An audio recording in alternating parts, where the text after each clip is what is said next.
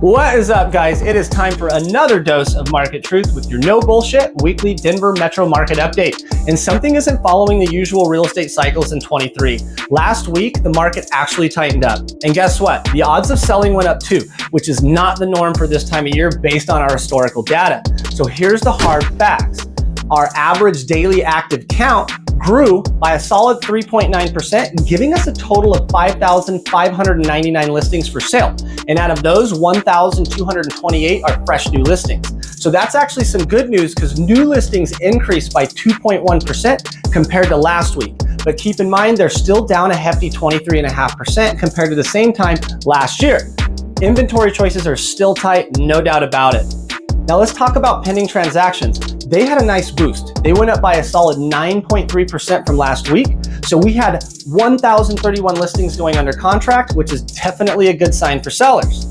Talking about months of inventory, it actually decreased to 1.2 months of supply in the 7 metro counties. And when that number's below 1 month, you know it's getting crazy. Multiple offers are on the table because there's more buyers than homes to sell. Now, geographically speaking, we have the hot spots in the inner suburbs around the C470 ring, but you're gonna find the cooler areas are still the new construction zones, central Denver, and the outer ring suburbs outside of C470. Now listen up, buyers and sellers, because this is where it gets interesting. The odds of selling went up by 1.4% last weekend, so we're talking a solid 56.7% chance for your listing listed last week expected to sell within the next 30 days.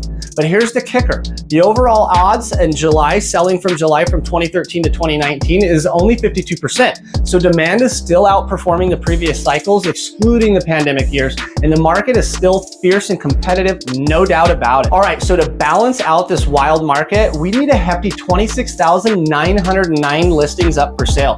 But guess what? We're only at 20% of that balance, so inventory is going to remain a challenge out there. Okay, and on to showings. Last week, we had a total of 13,688 showings, averaging around 2.4 shows per property. So buyers are stepping up your game because you checked out an average of 13 homes before you made a move.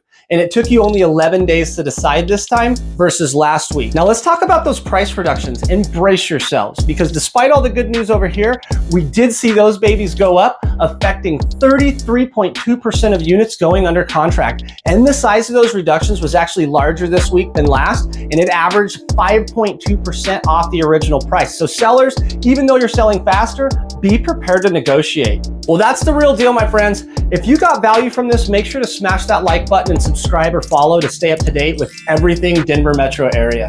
The market is shifting and it's doing it in unusual ways, but I'm here to guide you through it. So if you need help or you have any questions, don't hesitate to reach out. Also, drop a comment below and let me know what you think about this crazy market. Have a great weekend, everybody.